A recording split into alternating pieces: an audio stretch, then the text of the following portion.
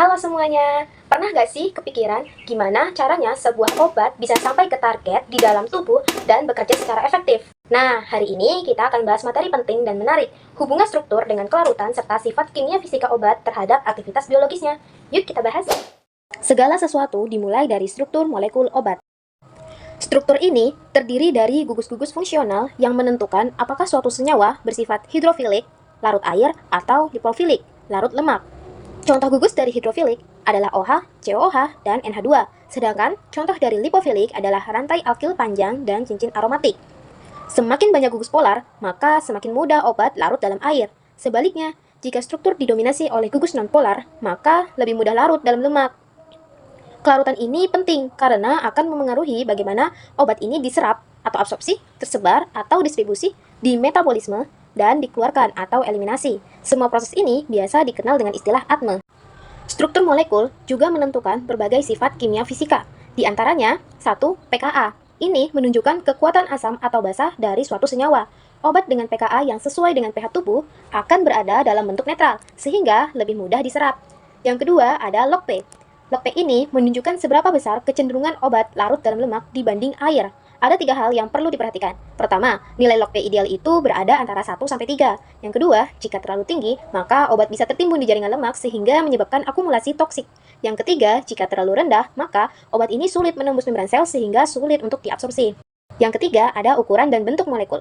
Ukuran dan bentuk molekul yang semakin kecil dan ramping, maka akan semakin mudah untuk melewati membran atau masuk ke reseptor.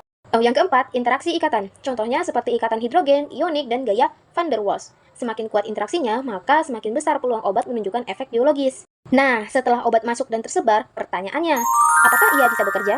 Jawabannya tergantung pada bagaimana struktur dan sifat fisika kimianya membantu obat mencapai target. Dan dari sini, obat bisa digolongkan berdasarkan cara kerjanya, yaitu menjadi 1. Senyawa dengan struktur tidak spesifik, dan 2. Senyawa dengan struktur spesifik. Senyawa tidak spesifik. Jadi, senyawa tidak spesifik bekerja tanpa harus berikatan dengan reseptor tertentu.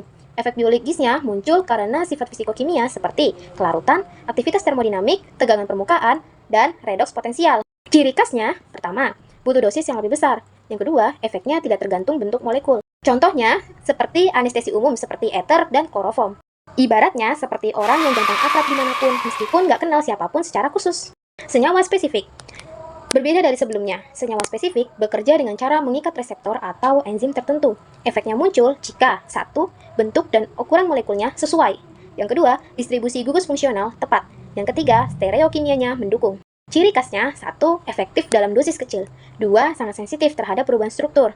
Contohnya, obat diuretik, antibiotik, dan beta blocker.